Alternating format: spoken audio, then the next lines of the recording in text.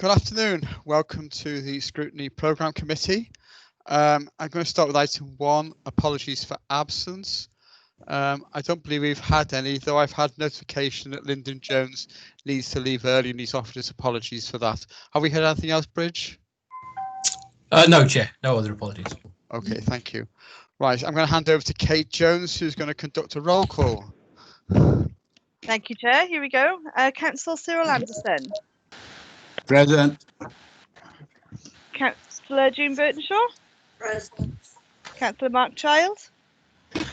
Present. Councillor Wendy Fitzgerald. Present. Councillor Joe Hale. Councillor David Helliwell. Present. Councillor Terry Hennigan. Present. Councillor Peter Jones.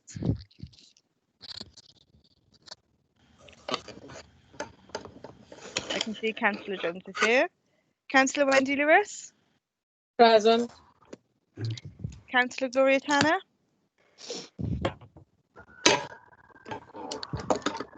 Councillor Will Thomas.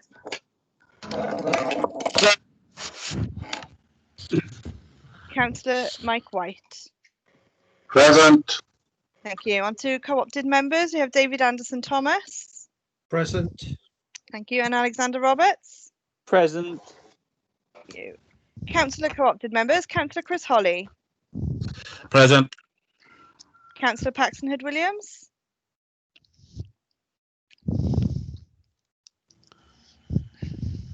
Councillor Lyndon Jones. Present.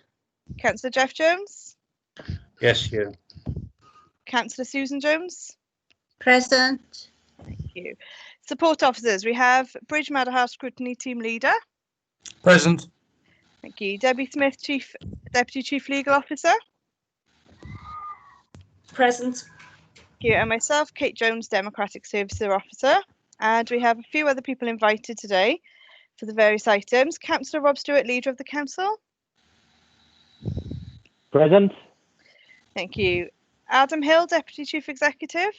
Present. Thank you. And we have a few that may join later, but may be with us already for item 7. Councillor David Hopkins. Present. Thank you. Councillor Robert Francis Davis. Present. Jeff Bacon. Head of Property Services. Jeff will be joining us, I believe, at 4:45. Lovely. Thank you, Ed. We also have Lewis Hines and Jamie Rubridge, which again may join us later. Yeah. Anybody else I've missed? Yes, me. Sorry, who's that? Councillor Tanner. Councillor Tanner. Thank you, Councillor Yes, Tanner. I've just come now. I was a bit late. Oh, lovely. Thank you very much. I'm Okay. Phil Roberts, Chief Executive, is here, Kate. Oh, okay. Thank you. And Martin Nichols, Director of Police. Thank you all.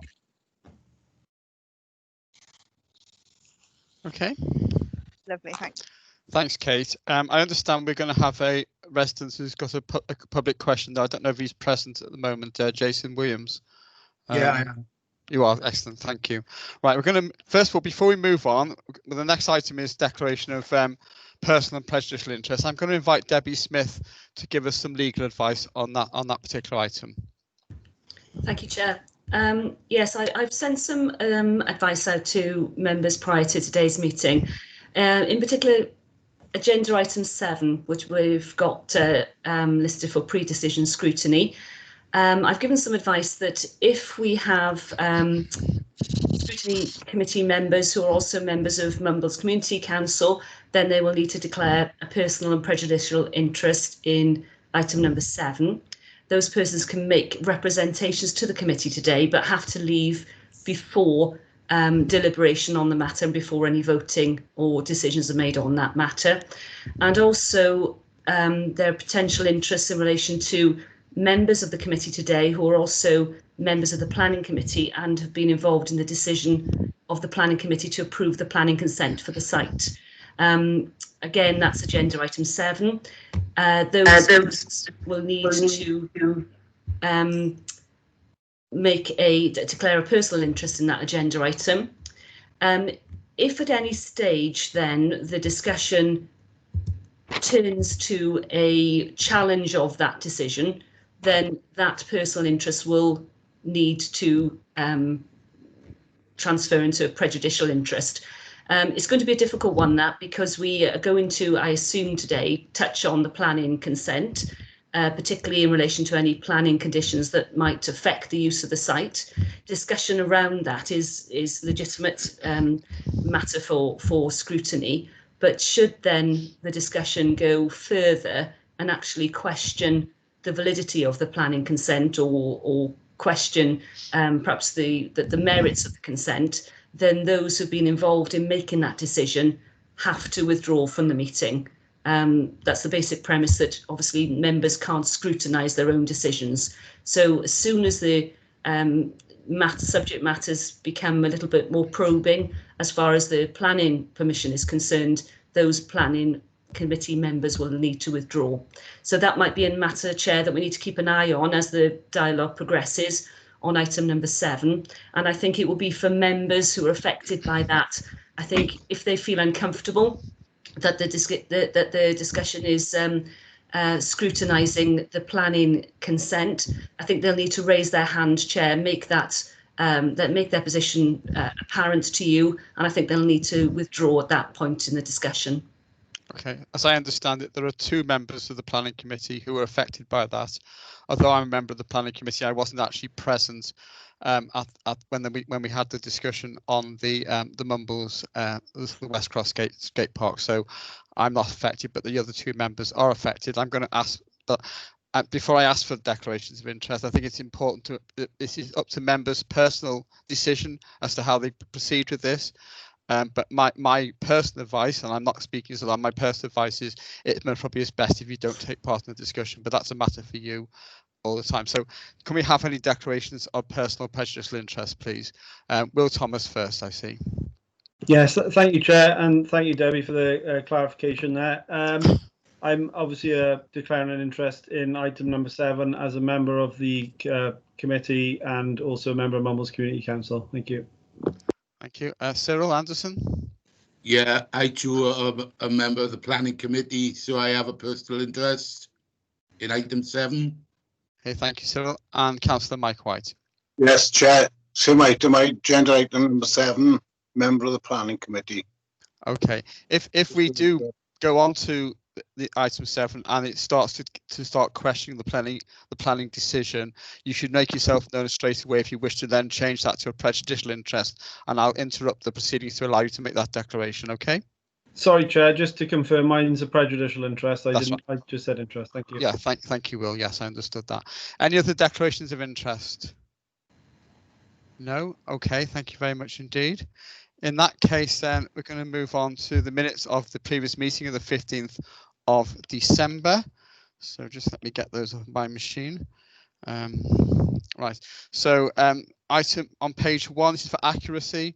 On page 1, page 2, page 3, page 4, and page 5. Are we happy with those? Okay, yeah. I'm going to take those as accurate. I'm just going to revert back. Of course, I also have to ask if anybody wants to declare any whipped votes or any declaration with regards to party whips at all.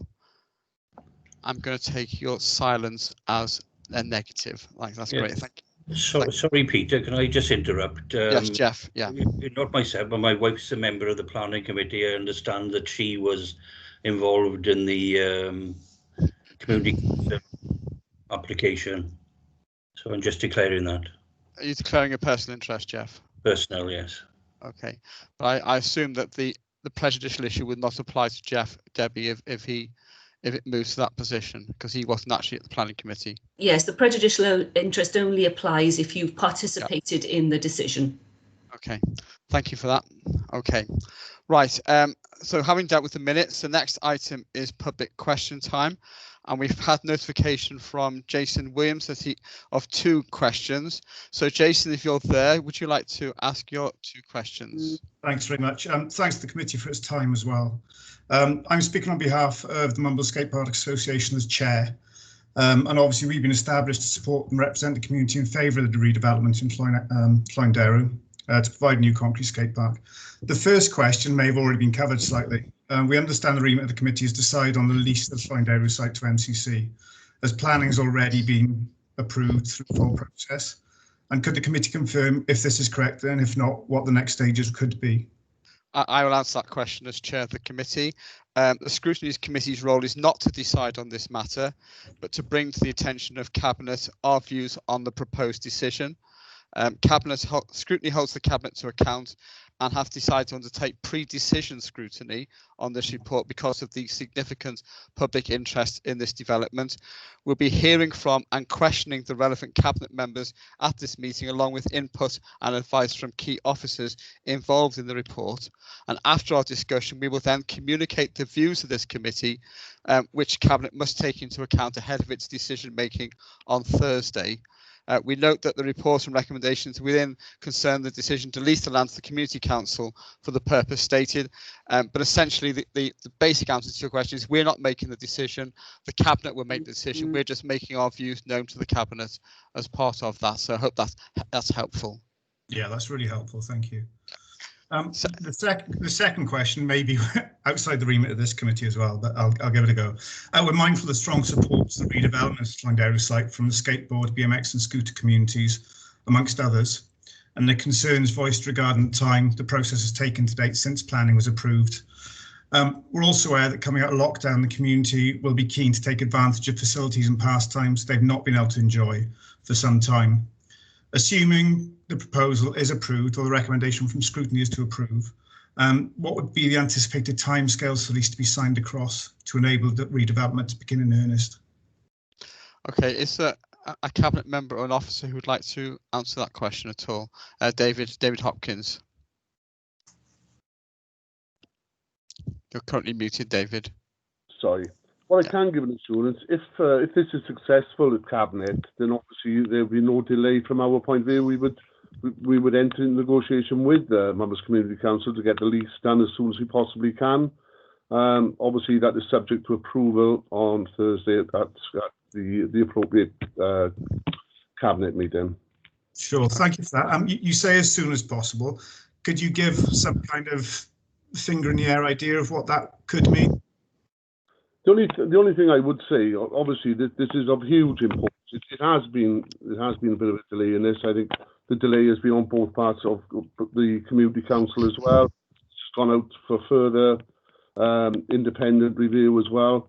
All I can say is that we will do it as soon as we possibly can. I would have thought there would be some sense of urgency from Members Community Council, particularly with the limitation of the grant. So all I can do is I can't give you anything else, and we will do everything we possibly can. And this is, if you look at the recommendation, it's actually looking at delegating powers to the appropriate officer of the Director of Police. Okay, Robert Francis Davis, do you want to come in on this as well? Yes, there is a process that we've got to go through with our state's officers and also with our legal officers.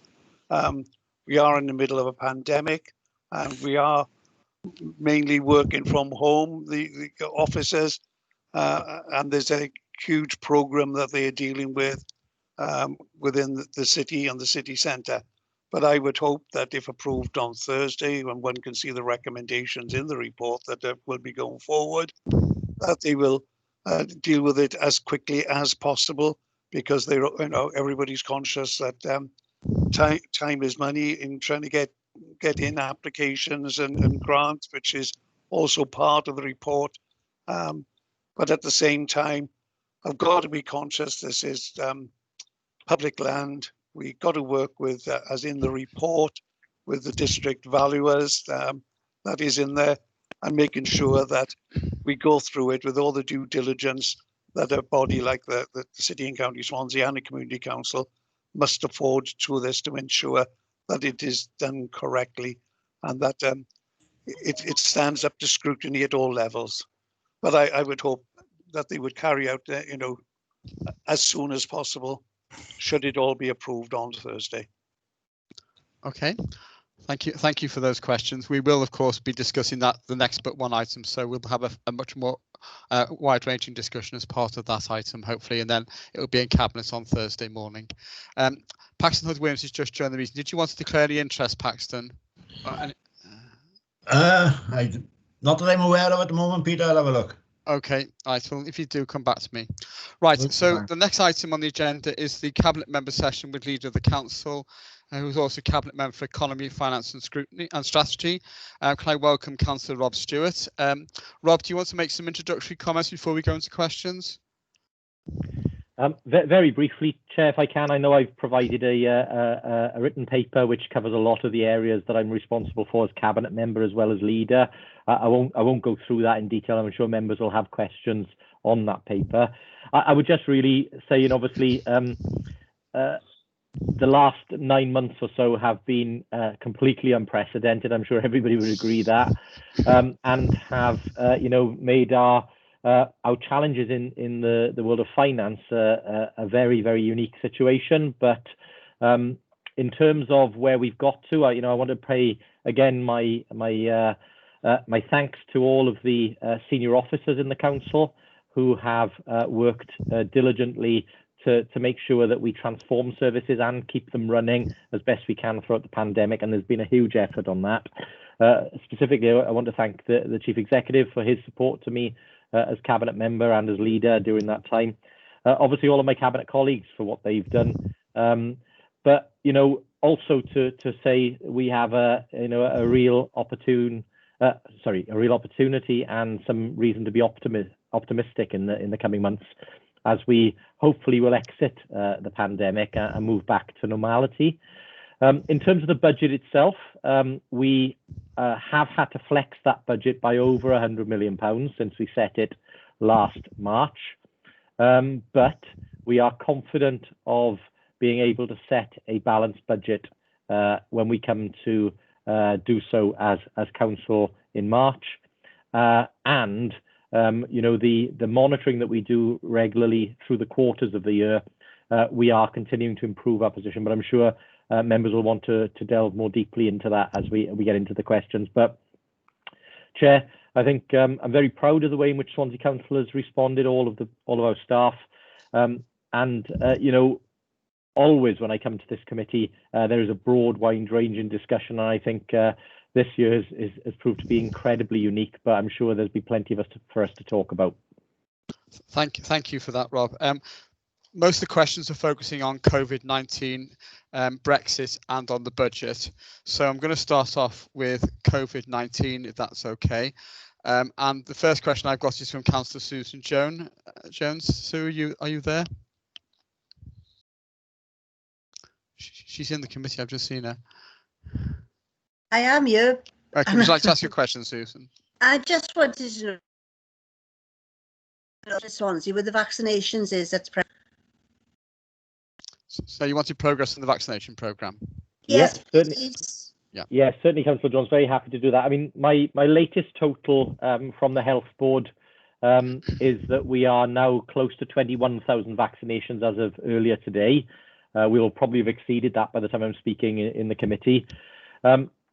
We are getting, and just to dispel any rumours that might be doing the rounds, all of the vaccines that are available to us locally are being used. We're not stockpiling, we're not keeping any back, but we do have a programme that makes sure that in 11 weeks' time, we're able to provide second doses of the vaccine to those people who've had their first doses over the last few weeks. Presently, we have 3 max vaccination centres operating. So that is the Bay Hospital, where the capacity is in excess of 1,500 vaccinations a day. The Margam Max Vaccination Centre in excess of 600 a day, and Canolvan, which will be online very shortly because we're doing a startup between Canolvan and Margam, where that will be offering over 300 vaccinations a day. We've made great progress in terms of vaccinating all of the health and social care staff. In terms of our care residents, or residents in care homes across Swansea and East Talbot, over 1,600 of those have been vaccinated out of 2,000 or so that are in around 2,000 that are in care homes. That's over 80%. And of the remainder, around 250 of those can't currently be vaccinated because they're either recovering from COVID or have COVID. And of course, you have to have been free of COVID for about 4 weeks or so to get your injection. But we, add those together, and we're well on our way to completing the care home residents as well as all of the health and care staff. We've now started calling people in over the age of 75, and the over 70s are also starting to receive their letters. GP surgeries are, all 49 GP surgeries are now participating in the vaccination program, and they're focused on the over 80s, as well as dealing with the clinically extremely vulnerable.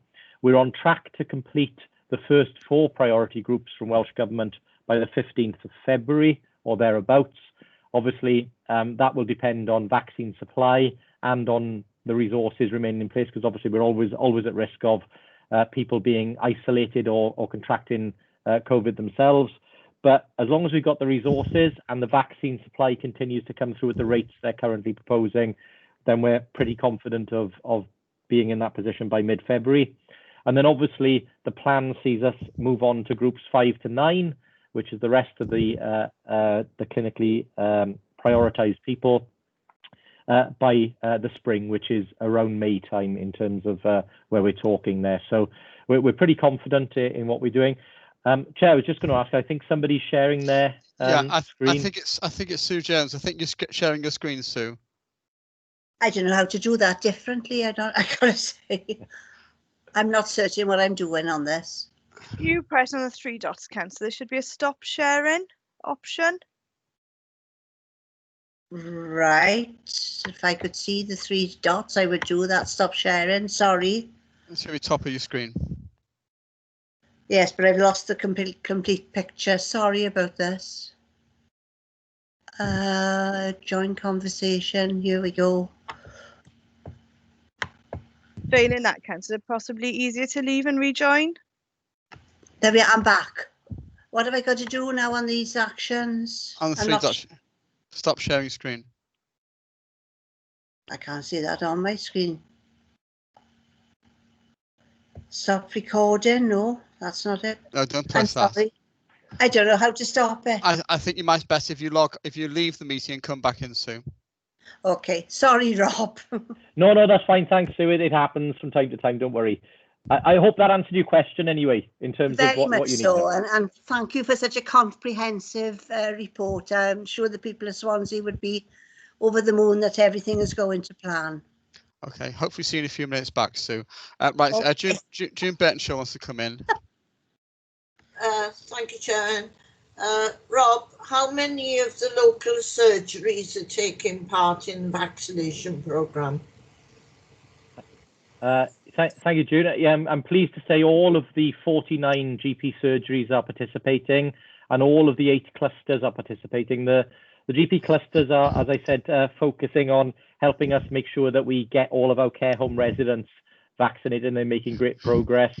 And the GP surgeries are focusing on the over 80s, and then they're moving to the clinically extremely vulnerable. But as of last Friday, 39 were live and giving vaccines.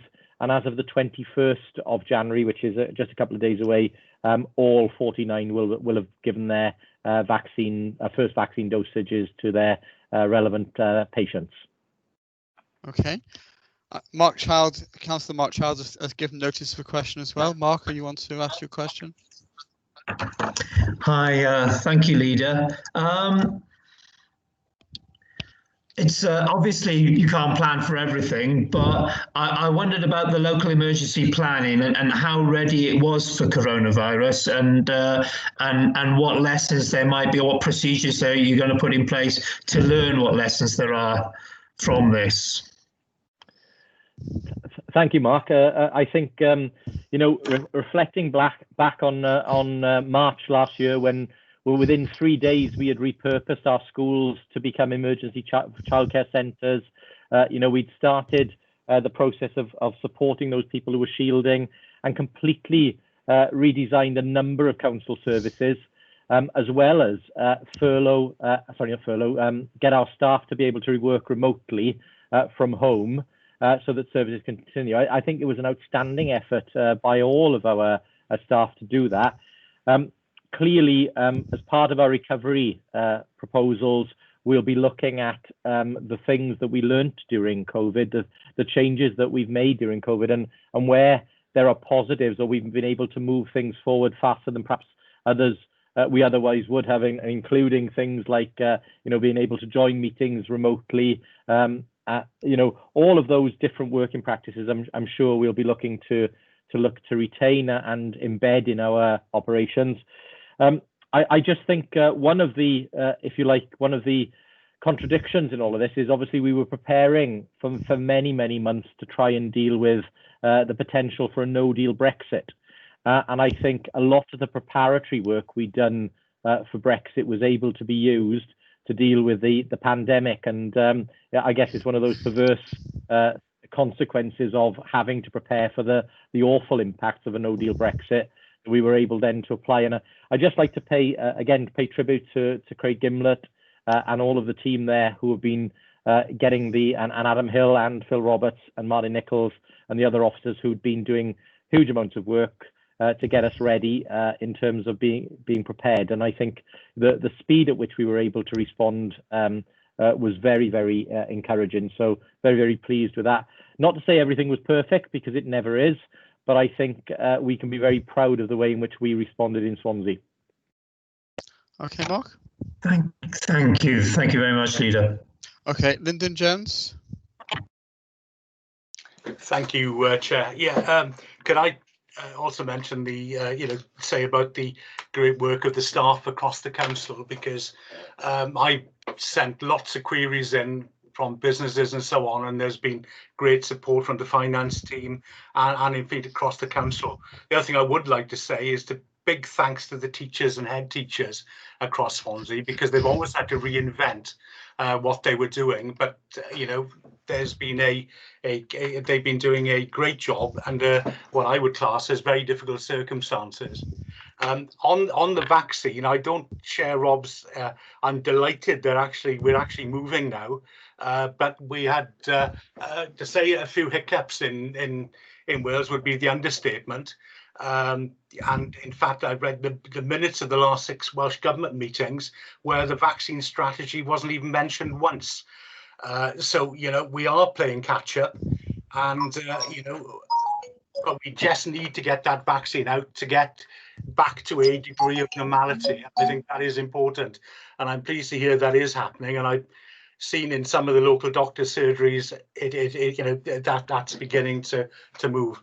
But to say that it's been a smooth ride in Wales has not been good. Rob?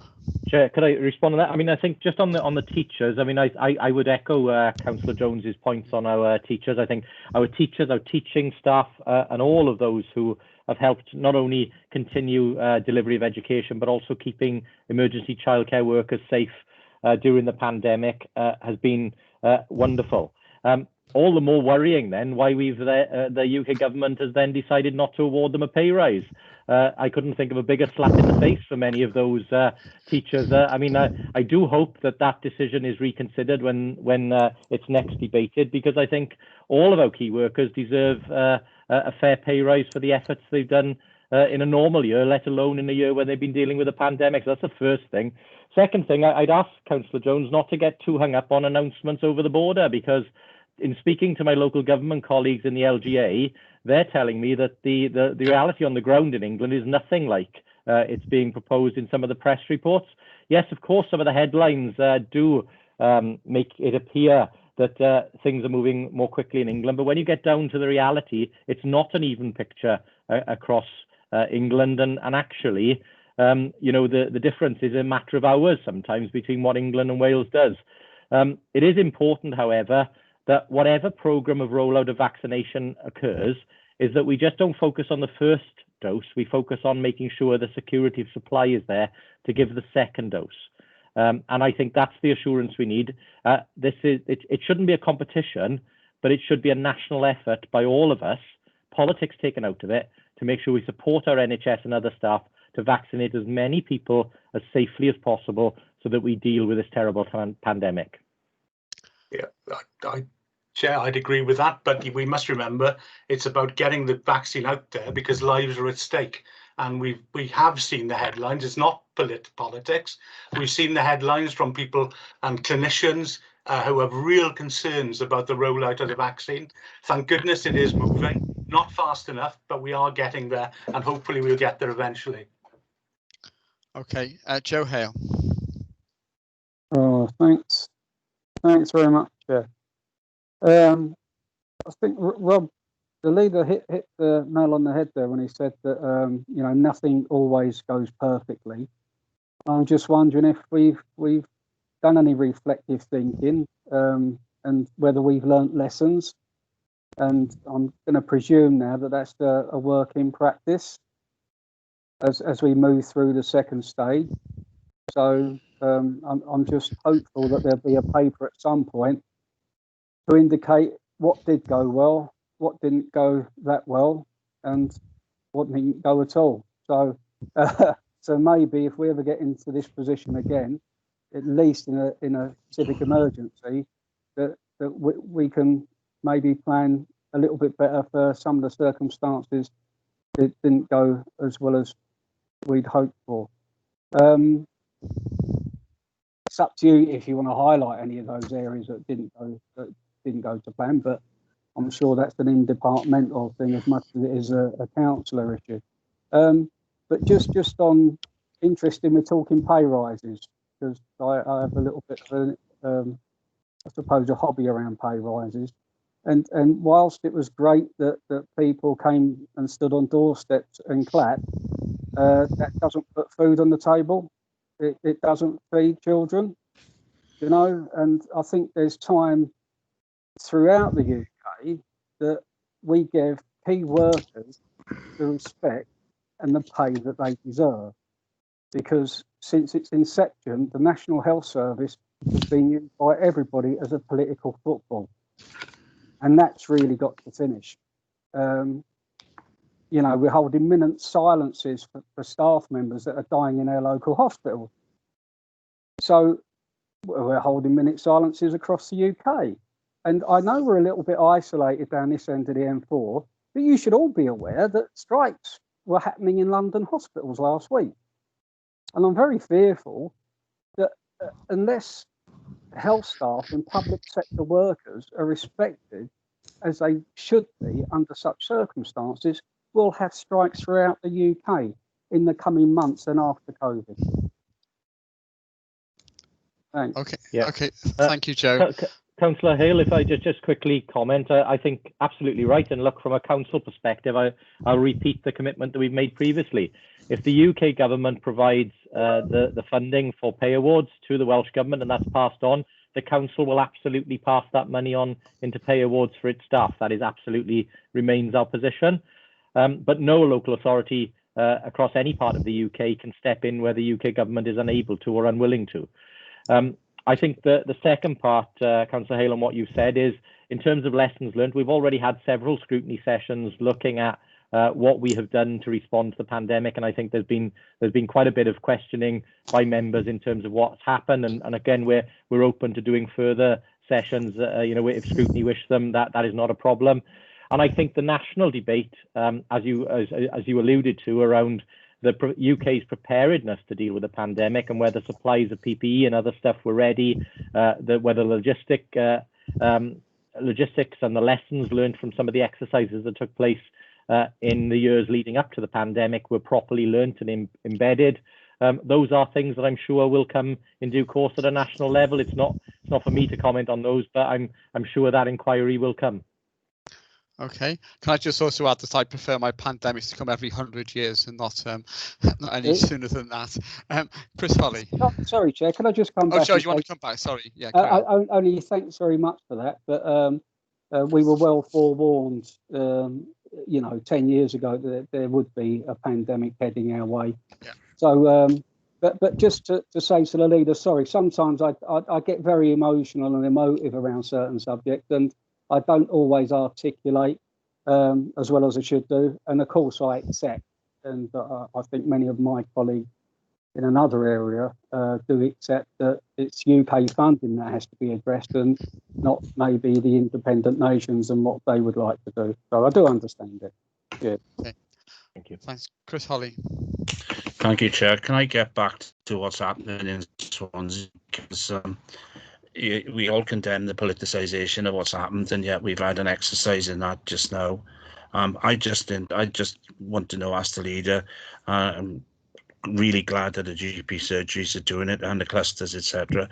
But if we are asked for any of our council buildings, are we in a position to be able to say, yes, you can have some of them? I understand, obviously, there are some that they can't have, but, you know, I would be interested in if you could tell committee if there are any public buildings that would be made available if necessary.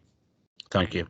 Yeah, Councillor Holly, that's I can confirm that. I mean, we've made an offer several times to the Health Board if there are any facilities that we can make available to assist, either whether in the early days, whether it was obviously preparing to treat patients, then making facilities available like the Liberty and other areas if it was for testing, and likewise for vaccination. We've made that offer again, and there is a currently work being done by Craig Gimlett and the team together with health professionals to look at potential sites where we could have further local vaccination centres set up to increase further the capacity in our locality. So yes, Councillor Holly, I can give you that commitment. We are offering up facilities to health, and they're assessing that at the moment.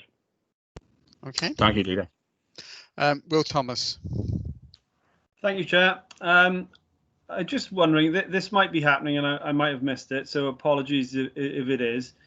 We've obviously got the drive-through test centres in the Liberty Stadium, and obviously we've got the vaccinations taking place in certain sites across Swansea, such as the GP offices. I just wondered if the Welsh Government or the local health board have any plans to, or if they are planning drive-through vaccination centres. I understand in England they're looking at some, and it seems to me a really good way of getting a huge number of people through. Put your arm out the window, in it goes, pull over for 5 minutes, and away you go. It seems to me people would have far less contact with coming into buildings and things. I'm just wondering if it's been considered, if it's taking place, and if not, why not, please? Yeah, thank you, Councillor Thomas. I think it was originally considered. I think there are some specific requirements around giving the vaccine, which require people to be observed for 20 minutes or so afterwards. You can't go for a vaccination if you had any symptoms, or if you're exhibiting any of the ones that would exclude you. And I think Health View at the moment is the way in which we will deliver this in our locality is through the max vaccination centres, which have a high throughput. I don't think that could be increased by being drive-through. And obviously supplemented by the 49 GP locations, as well as obviously doing outreach work via mobile vehicles and the GP clusters. So at the present time, it's not in the thinking, as far as I'm aware. I know there are a couple of officers on the call who sit in on the health board calls with me. That they may want to correct me if I'm wrong, but I do not believe a drive-through facility is currently in the thinking. But we are continuing to look at alternative locations or additional locations for delivery of the vaccine. Okay. Right, before we move on from COVID, Councillor Mary Jones, who's not a member of the committee, has asked me to raise this question, whether in light of the current pandemic, a joint resilience committee with Neath Talbot ought to be re-established that better engages councillors in emergency planning. Councillor Black, I believe, Chair, that there is a resilience structure in place already that's operating. I don't know whether perhaps Martin or Phil would like to add to that, but there is a dedicated command structure and resilience structure in place. Okay. Okay, Terry Hennigan, you want to come in? Yeah, I was actually on that resilience committee, which has been in Port Talbot, say 1 month, and then in Swansea the following month. Okay. And it just ended overnight, and we never heard anything, after that. That's for Nathan Port Talbot Council. Okay, the Chief Executive wishes to come in, so I'm sure he'll be able to shed some light on that. Phil? Yeah, there is a local resilience forum, as there is in every region, Chair. But I'd also add that in the current scenario, we've set up particular executive resilience arrangements with Neath Port Talbot and the Swansea Bay University Health Board to manage the specific challenge that we've got. And we will retain that for as long as it is necessary, and maybe even a little bit longer, because it's helped us make progress in understanding and being more empathetic towards the challenges facing each other. So those structures are in place, they're well established, and I think you'll find that the local resilience forums network spreads across the UK, Chair, and our representatives, Adam and Craig, on that forum do a good job representing Swansea in that, LRF. Thank you. Okay, thank you, Phil. Right, we're going to move on to Brexit. Can I start off, Leader, could you provide some indications of where Swansea stands in light of the deal agreed between the UK and EU at the end of December? What have been the immediate impacts, and what are you anticipating to be the most significant impacts generally for the Council and our area from that exit agreement? You're muted at the moment, Rob. Sorry. Apologies. Thank you, Councillor Black. I mean, I'm sure you and all the other members of the committee are feeling the benefits of Brexit already, and are able to count the millions of pounds that we've now been able to see from this Brexit benefit. But more seriously, I mean, I think the reality is we're in the early days of a deal. That deal is having implications. We've seen, demonstrations from the fisheries and shellfish industries who are already being impacted. We have seen some disruption because frictionless trade is starting to have an impact, but that impact is somewhat obscured at the moment because of the fact that we have a hibernated economy, and we are very, very concerned that when things do return to a more normal operation, we will see significant impacts. In terms of the impact from the work that was done via WLJ with Grant Thornton, well, it's very clear. A no-deal Brexit would have had an impact of reducing the economic activity by around £3.5 billion per year, and a very good deal would have still impacted the economy in Wales by around £1.5 billion a year.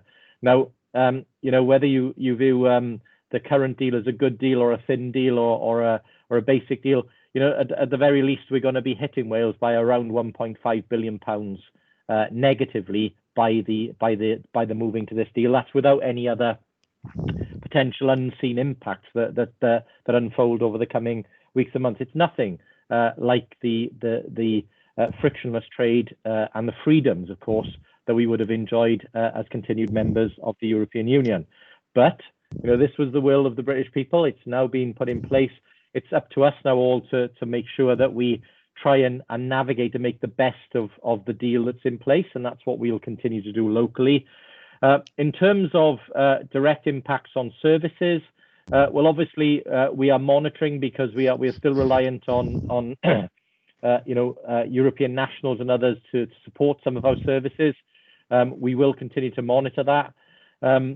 There are other impacts that we are looking at in terms of how those secondary impacts from trade affect our supplies, but at the moment we're not seeing any direct things of concern. But there are some, as you will have seen in the press, there are some supermarket issues that are starting to emerge in terms of availability of certain supplies. It doesn't mean that the food stocks are running low. It just means that some of the brands you would have been used to getting in your supermarkets may not be available to you. So supermarkets are having to work harder and having to pick up additional costs as a result of the new arrangements that are in place. So it's not as bad as it could have been, but it's certainly not as good as what we had. And that is all politicians, I would hope, come into politics to make sure that we make a positive difference and leave having made things better, not worse. And unfortunately, the realities of Brexit, as we always worried that they would be, mean that we're in a less economically preferential position as a country than we were when we were members of the European Union. Okay, thanks for that, Rob. I think Peter Jones is going to drill down a bit into some of the other issues. Peter? Well, I'll do my best, Chair. Thank you very much. Excuse me. We're very very fortunate, I think, that we have in Rob someone who's very actively engaged through the WLGA on the whole issue of Brexit and ability to keep us informed in a sensible way. My concern relates to the much promised UK government shared prosperity fund, which I understand is intended by the UK government as substitution for the lost structural funding that we now face following leaving the European Union at the end of last year. There seems to be a lot of confusion and uncertainty concerning the UK Shared Prosperity Fund, what its criteria might be, what its scale of allocation might be. And I'm just wondering, Leader, given this uncertainty, particularly in relation to Wales and in particular, of course, in relation to Swansea, do you know any more that you're able to share with us about the likelihood of the Shared Prosperity Fund coming on stream and coming on stream at a level of delivery that will enable proper substitution for the money we've lost from the European Union? Thank you. Thank you, Councillor Jones. Well, it is a very complex picture, and if I was being really fair to the Secretary of State for Wales, he has been pretty helpful in trying to, at a personal level, trying to resolve and understand some of these issues. But in terms of the slogans around Brexit, around not being worse off, or detail around the Shared Prosperity Fund, it doesn't exist at the moment, unfortunately, and that's something that's worrying leaders across Wales and local authorities across Wales, because as the programmes come to an end in Europe and that funding tails off, we need assurance that the replacement funding that we were all promised, because we were all given promises that there would be both a Brexit dividend, but also that we'd not be a penny worse off. We need to see that money flowing through. Now, our worry with the Shared Prosperity Fund is both that we don't know how it's to be delivered, so whether it will come via the Welsh Government for distribution, or whether it'll come to regions, or whether it'll come to local authorities. We don't know the criteria for that or how it'll be targeted. We don't know, for instance, whether there will be any bidding process for some of that funding. It's something we need clarity on really quickly so that we can prepare to make sure that we're able to get those funds and make sure that they reach the areas of our communities that they need to reach, and that we aren't disadvantaged under the new arrangements. The other thing I've been very clear in the discussions about this on is that it's not just about the level that the funds were at when we left the European Union. Of course, they should have increased in that time. So we would be hoping that we keep pace with where we would have been had we have retained membership of the European Union. So it's not just matching that point in time. It's an ongoing position. So, as leader of Swansea, as you would expect me to, and as a member of the WLGA and the spokesperson for Brexit and Europe, I will continue to make those arguments very, very strongly. And I do not understand really why we cannot get that clarity out of Treasury and others in terms of how the Shared Prosperity Fund could work, because we're already out of the European community. We know what the deal looks like. We should therefore be able to answer many of those questions now and give assurance to communities across Wales. Thank you, Leader. Thank you. Okay. Chris Hollis, do you want to come in on this question? No, I think the leader's answered as best he can. I don't think there's anything else to add to it. It's just one of those other consequences of an action which is is destroying our communities. You only look at what's happening in Scotland, the shellfish industry and the fishing industry. Yeah. Okay. And I agree with the leader. Okay. Okay. Peter, do you want to move on to Erasmus? Yes, thank you, Chair. Erasmus, in my view, was one of the jewels in the crown of EU membership, and it's been lost. The situation is that existing students in our universities who've already been accepted for Erasmus schemes across the EU area, they will be able to fulfil their scholarships running through, I believe, until August of this year. But there is no Erasmus scheme for UK students after August of this year. I know from personal experience that if you just take modern languages, for example, in Swansea University, and of course modern language studies across the European Union are absolutely vital. This country is not very good at language learning, and we need to seize the opportunities that we have. And Erasmus provided funding for UK students to spend a year or thereabouts in universities across Spain, across France, across Italy, across Germany, and so on. We're going to lose all of that. As I say, we had something like 45 modern languages students in the last year, for which I have information. I understand that the scheme is going to be renewed by the European Union, that the funding available for this Erasmus scheme is likely to be doubled following 2022. And of course, we won't have access under present arrangements to a single penny of that, which is a tragedy, to put it politely. I do understand, however, that there is an arrangement whereby non-EU member countries can, in a sense, be brought into the Erasmus scheme, and I hope that the UK government will have the common sense to seek to take advantage of that. But even if we do get that access, it will be on the basis of no grant support for the students concerned. They will still have to meet their own costs themselves. So my question, Leader, in a sense, do you have a sense of what the impact of leaving Erasmus will have on both the Swansea universities, and what actions, if any, you understand they might be taking to try and ameliorate the situation? Thank you. Thank you, Councillor Jones. Look, I very much concur with your evaluation of that, and it is a real disappointment that the UK is not participating in the Erasmus programme. And you know, one of the things that I'm sure many members of the committee share is a principle that you shouldn't be denied a university education just because you can't afford it. And that was one of the benefits of the Erasmus scheme, was that support that allowed people to participate in that programme. I know UK government are now promoting a more international scheme, and we'll have to see the details of how that actually operates.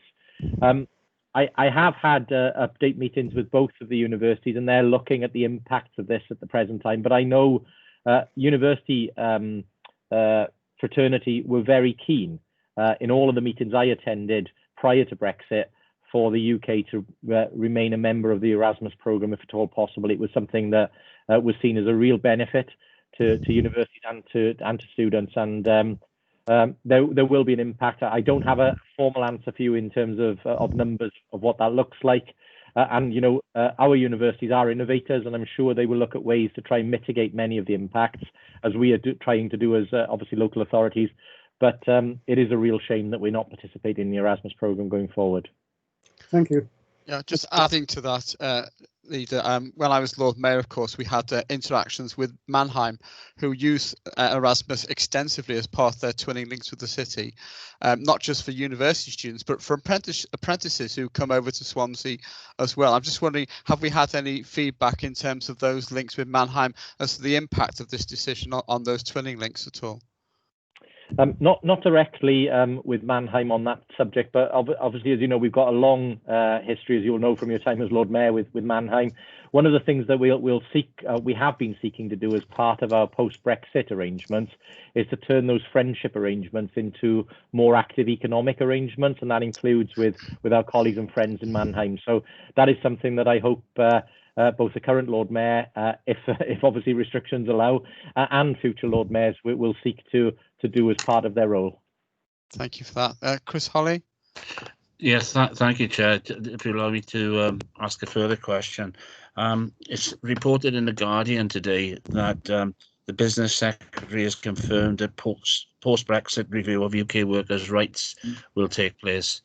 I'm hoping that at some stage we will put a notice of motion to Council to say that we want to protect workers' rights, and we don't want to see a bonfire of rights that were enshrined in European law being used, this Brexit being used to get rid of them. And I sincerely hope the leader supports that. Thank you, Councillor Holly. You'll know that my party's position is similar to your party's position, in that we believe in a high-skilled, well-paid economy and not a race to the bottom. Again, I won't prejudge a motion, but I could quite easily see myself supporting a motion of that kind. Okay, Terry Hannigan. Yeah, with the partnership with Man and Key and everything, I remember when they used to come over from that part of the world, stay in Blind and Mice, sometimes in the community centre.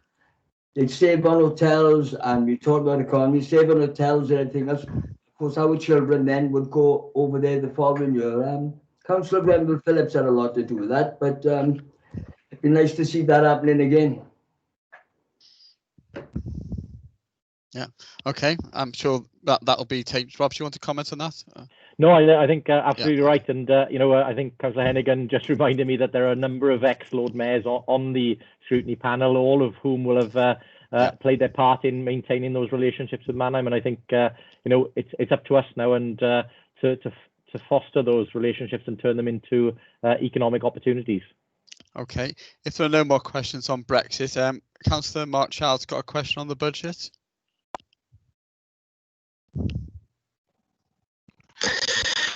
Thank you, Chair. Thank you, Leader. Where am I? With the unknown effects of Brexit, leading on from the last questions, and the massive disruption from COVID-19, and the very likely late decisions on budget, both in London and then Cardiff, how confident are you in the Council's ability to set a sound budget in time? Or what are the issues that we are facing to set that budget? Yes, thank you, Councillor Child. I think, obviously, given the unprecedented financial upheaval that we've had, it was, understandable that UK government chose to delay some of its budget setting procedures. But we are hopeful now that Brexit is out the way that we will see a full budget coming forward later this year, and obviously a comprehensive spending review coming on the back of that. Because one of the things that we do need for Welsh Government, for the other regions, because at the moment we do have a bit of an unlevel playing field in that there is some certainty for local authorities in England in terms of 3 years of funding, but in the devolved nations we don't have that assurance because there hasn't been that comprehensive spending review and commitment for 3 years funding for Wales and elsewhere. Obviously, looking at us, we are very grateful for the settlement from Welsh Government this year. It's the second best settlement we've had in some 15 years, I think. And obviously, the budget papers were published on Friday, so members will be aware of the potential for our additional investments this year. We remain confident that we'll not only be able to set a balanced budget, but that we'll set a positive budget. One that will deliver investment into our key priorities across the council.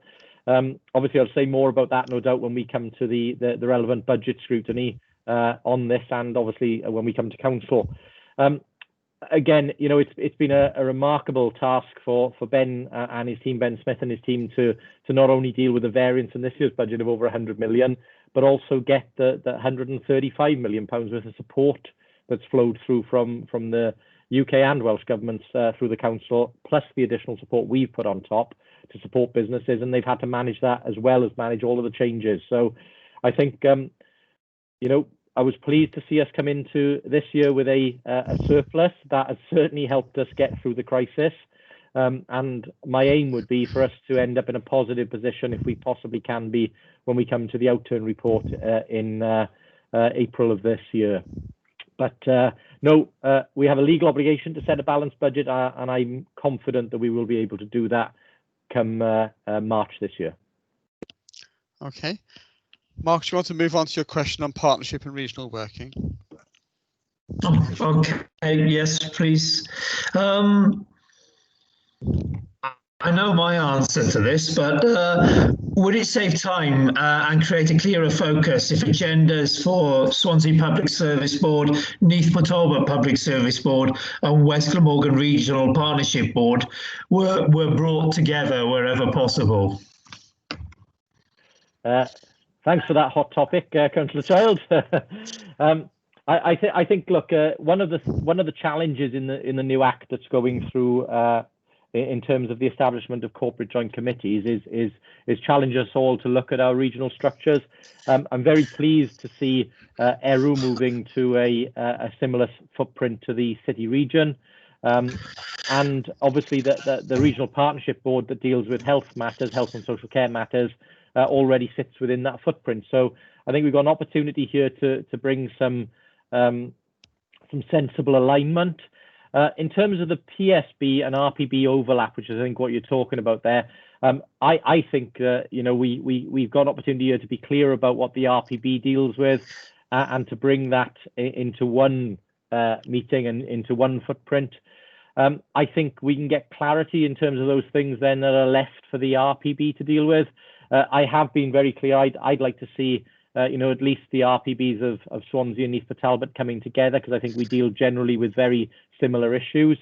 I think Neath have said that they are content to stay where they are at the moment, but I know we are talking to our colleagues in MPT and across the city region footprint on how we can refresh and align all of the structures so that we don't duplicate work, because I think we should be very clear that work should only really be done in one committee rather than overlapping, and obviously that makes it easier then to scrutinise those arrangements as well, rather than having to scan 4 or 5 different committees looking at where the work's being done. So I think that is an opportunity for all of us. So yes, I would like to see a streamlining of the structures and where possible, Councillor Childs, the work being done in the RPB, and then obviously further clarity around what the PSB does. Okay. Thank you. Agreed.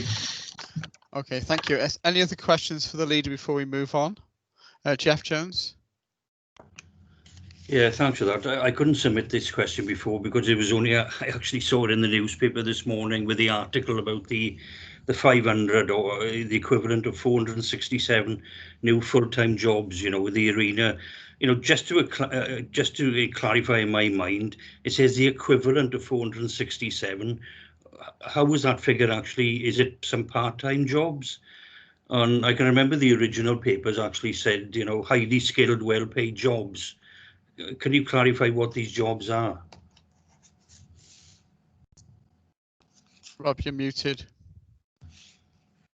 Yes, certainly, Councillor Jones. I'll do my best. In terms of they are all to do with the operation of the arena, so there will be several disciplines within that, including management positions, finance management, digital production and operation, hospitality, and other positions within that. But I can give you a further breakdown. But I think I think it's good news, because what we have been clear about, and again, we shouldn't confuse the two things. There is the arena, which is the 400 and odd full-time equivalent. So some of those will be offered on a part-time basis, is my understanding, and obviously there'll be opportunities for different working patterns within that. But outside of that, there is still the jobs then that would come online for things like the retail units, the pod in the park, the hotel, obviously, the car park management, as well as the phase 2 elements, which will include that public sector hub and other developments that we're waiting the full detail on, which we'll no doubt be able to talk about in future meetings, which I know we touched upon in the scrutiny meeting that you chaired earlier this week, Councillor Jones. So yes, we can give you that, but they do range in different types of jobs. But the aim is still to bring lots of high-paid quality jobs to Swansea on a long-term basis. Okay, yeah, thanks for that. And, it is, good news if we're actually getting more jobs into Swansea, because we certainly need it, as do most places in the UK. On the downside, I'm sorry perhaps to bring this in as well, where people have actually probably lost their jobs. What's the current position with regards to Debenhams? Have we heard any more? The last thing I heard really was that they were selling their stock off to actually close the stores. I know they mentioned, I think, 5 main stores closing, one in London, a very main store there. Have we had any more news with regards to Swansea?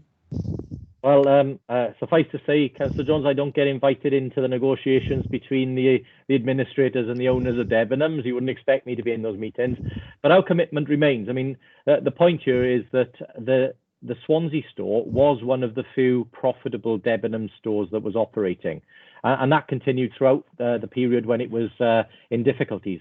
Now, if the deal can be done for some of the potential new owners of Debenhams to keep the Swansea store running, that is something we'd support. We are also looking at whether we can assist in terms of repurposing that store if it can't work out that way. I think there is good news all around this, in that I understand Next are looking at potential purchase of some of the elements of the Arcadia group, and I think that would be a good thing. But as a Swansea Council, we will do all we can to support those stores remaining in the city centre. But these are national decisions by national owners of national chains. They're not local issues, but we'll do our best to make sure that the support is there for stores locally, and that's all we can really offer. I would point you though to some independent analysis that's been done on Swansea. In that, we are leading Wales's jobs growth this year at 8.1%, and that's without all of the further announcements that have obviously been in the press in recent days and will follow in the coming weeks. So yes, there are challenging headwinds, but I think we are trying to put Swansea in the most positive position we can be to, as I've said, come out of the pandemic and to emerge into a post-Brexit world in the most or the strongest position we possibly can for jobs growth and jobs retention. Okay, thanks. Okay, thank you for that. No doubt, Rob, will reflect some of those questions in the letter to you at the end of the meeting. So kind of thank you for coming along and answering our questions today. I'm going to move on to item 7 now, which is the pre-decision scrutiny on the proposed lease to Mumbles Community Council under the Community Asset Transfer Policy. And we have Cabinet members, Councillor David Hopkins and Robert Francis Davis are present.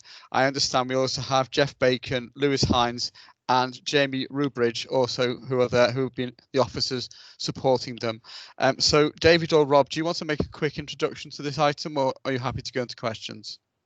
Who's going to come in on this? I'm personally happy to come into questions. I'm quite happy to go to questions. It's just, I think today's report is probably one of the most comprehensive reports I've ever seen on asset transfer. Okay. And it's lots of details in there.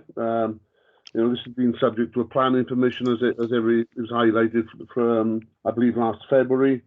It's been ongoing. It's been part of an independent review. From my point of view, I think it's a very exciting opportunity for us as a city, and particularly work in partnership with Mumbles Community Council.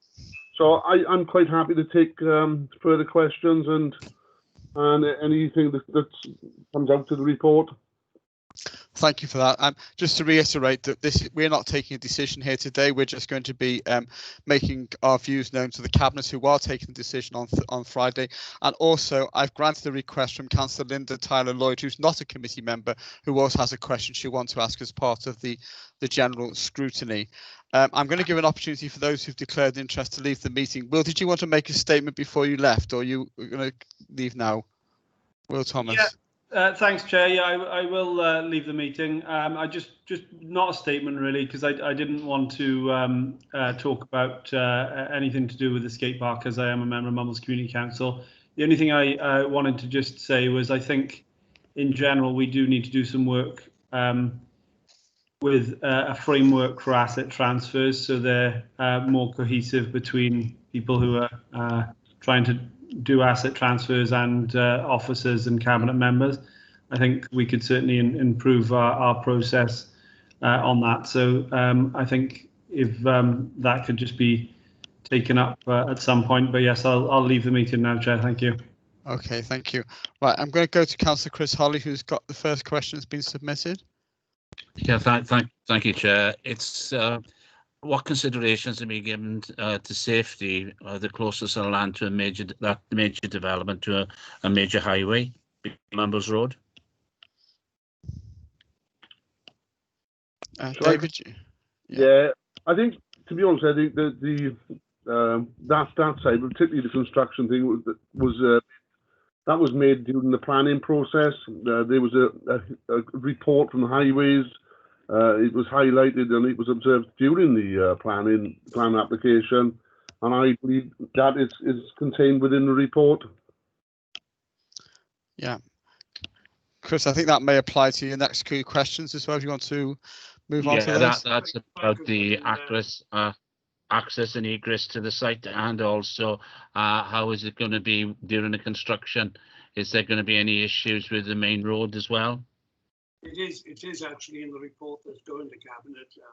It shows where access will be and that compound. But there was full consultation with the Highways Department during the planning application, but that was covered. Okay. Okay, thank you. Okay, so Councillor Peter Jones then. Thank you, Chair. First of all, it may not surprise colleagues that I haven't read all 320 pages of the report, and I apologise for that. I suspect I'm not alone. So if the answer to this question is contained within the report, my apologies. But my concern relates to the SSSI, the Site of Special Scientific Interest, of course, in the vicinity of Blackpool and in the vicinity, therefore, of the proposed site for the new skateboard facility. Members will know that the SSSI has that status because it is an important annual site for migratory bird species, particularly between October and March or April of each year. We can think of oyster catcher, we can think of sanderling and other various gull species, including incredibly a Mediterranean gull at some point in the not too distant past. So my question is, in relation to the scheme, has any ecological impact assessment been carried out on the proposal, and with what result? Thank you. Robert? Yes, again, that is in the report, all 350 pages, which I have read, and in fact I've read it twice. Wow.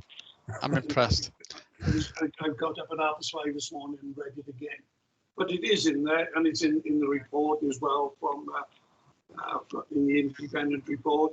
But it was also covered in the planning application, the SSSI, regarding the wading birds. But that really covers it all the way down to where we see development along Hoytsmouth Square there, and we see other development.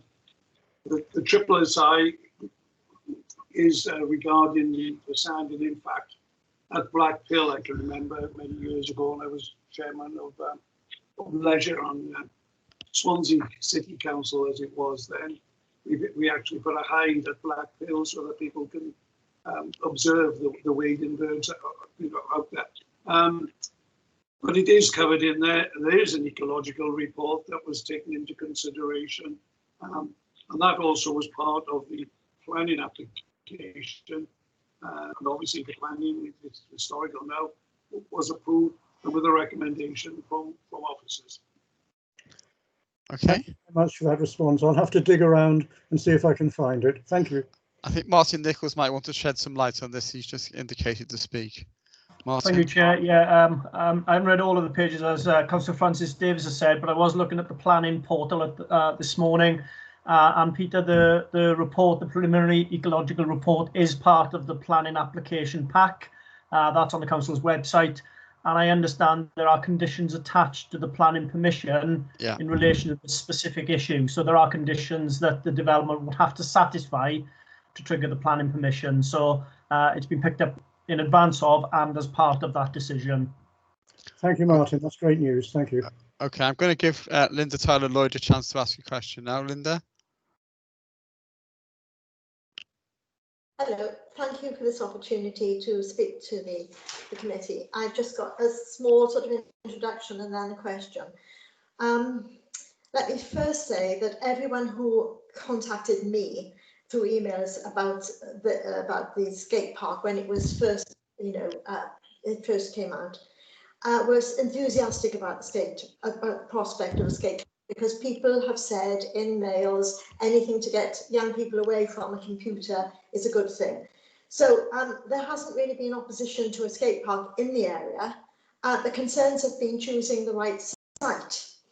And that brings me, I have concerns about the way the site was selected, because I am not aware of a debate on the location. That Lindero was always the preferred site by the Mothers Community Council. And I agree with Will. I think that there ought to be some sort of a different structure when there is asset transfer. So now that the independent review has taken place, it seems to have taken place after the horse has bolted, as far as I'm concerned. I noted in the report that the Blackpill site is the second on the list, seemingly because the planning application was already granted to the Lindero site. So my question to the Scrutiny Committee is, will you please consider the pill site because it has the food outlets, the toilets, the paddling pool, a safe crossing to a car park at the bottom of Derwentford Road, and is about to have a massive refurbishment to the play equipment at the Lido. This is a wonderful site for families to have an inexpensive day out, and a skate park, to my mind, would be the last piece in the puzzle for them to enjoy this day out. My worry is, like Chris Holly said, the dedication of Lindero for young people excitedly crossing a busy road, and that is my concern. It's the safety of the Lindero site. Thank you very much. That's all I've got to say. Robert or David, do you want to respond to that?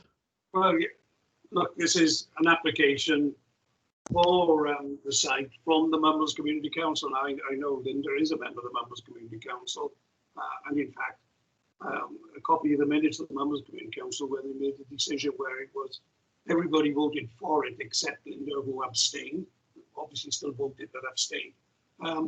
So this is the site that the Mumbles Community Council have voted for, and there's their preferred site. The planning committee, and we asked for an independent report. An independent report was brought about by the Mumbles Community Council, which broke it down into looking at 3 sites. The 3 sites were Untitled Park, the Lindero site, and Black Pills site. I think Black Pills site is a very interesting site, and we're going to see investment in and can have some commercial. We're talking some, as it says in the report, some 350 yards away. People coming to the site, I would believe, would access it from the promenade. In fact, there will be a 1.2 metre high fence facing onto the Mumbles Road, which will be have a hazel hedge right away along that side, so people will not be crossing the road to access it because of the fence and the hazel hedgerow that will be there. So people will access it from what is, I suppose, a very short push along the promenade on one skateboard from the car parks if they use if they use the car parks that they dropped off, or whether they would come along and dropped off at a bus. But it is the site recommended by the independent report. No one can always say these are subjective, but they have gone into detail in that. All the information has been put into great detail of this, and this is where asking for a lease to be granted to the Mumbles Community Council as an asset transfer. It's their preferred site. It's the recommendation of the independent report, and it meets their criteria. And so the recommendations will be in the report, and that officers will then proceed, and that Martin Nichols would have the authority to negotiate this, but ensuring that all the conditions laid down by planning are adhered to. Okay. David, did you want to come in? You Yeah, lowered your hand.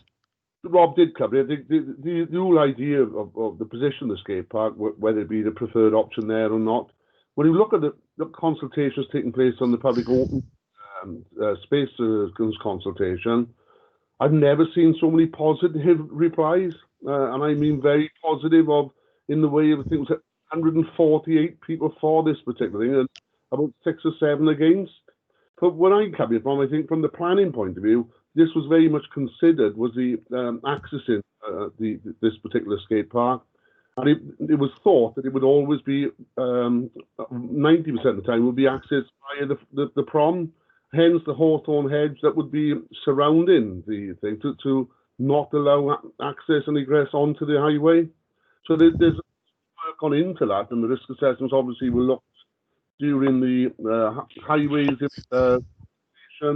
during the planning application. Okay. Terry Hannigan, you got a question? You're muted, Terry.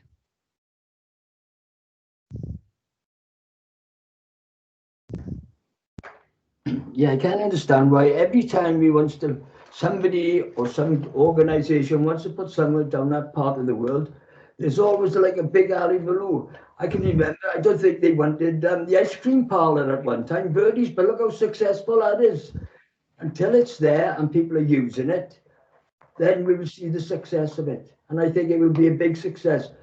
If they dominated Mumbles, well, we would love to have it up in Blaenau Mice or in Penderry. Thank you very much. Okay, I don't think that's a question. So, Mark, do you want to come in? I think we can. I would like to respond to that. Oh. You know, it can't go to Blaenau Mice or Port Mead unless Mumbles Community Council wish to pay for it, because this is their project, the Mumbles Community Council. Yeah. They are paying for it, their application, and we just with the Mumbles Community Council or the in fact, all I've had is been inundated by people from different areas of Swansea requesting a skateboard park. So congratulations to Mumbles Community Council for looking to put an international standard skateboard park there for those people. But I'm sure all the people of Swansea and further afield will be coming to use it. Okay. Mark, do you want to come in for your question now, Mark? Thank you, Chair. And Councillor Hopkins touched on it when he mentioned about the responses to consultation. I think one of the groups that don't often respond to consultation, whatever it is the council puts out, are young people.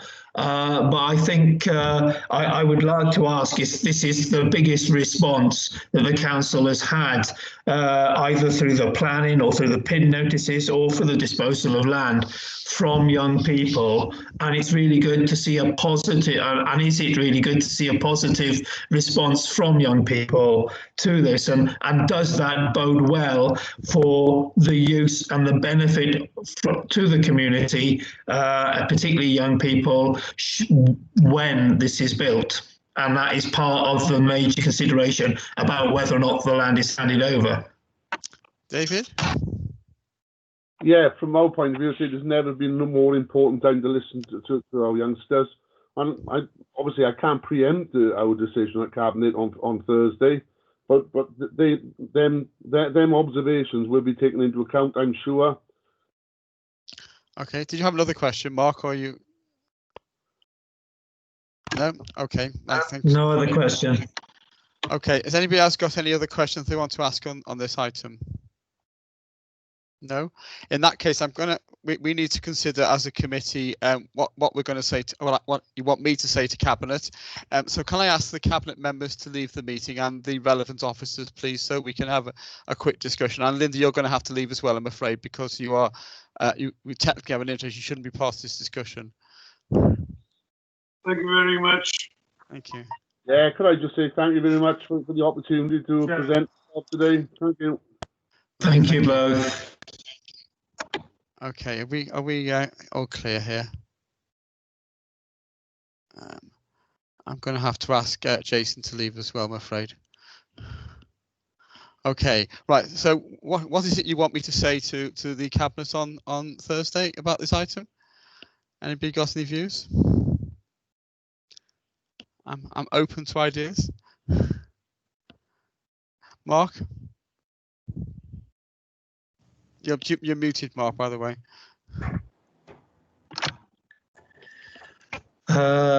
I think that the evidence of consultation here is amongst the biggest I've ever seen. And the evidence of support for something that the council is proposing to do is also pretty significant as well. I think the likelihood of a positive outcome of this exchange is pretty high, and I think that the reliability of the people we're exchanging it with, the community council, is pretty high as well, and the commitments we're getting from them. So I would suggest that apart from the comments about how we go through this process, which Councillor Thomas and Tyler Lloyd suggested, which there might be an angle to improve on, I'm not sure.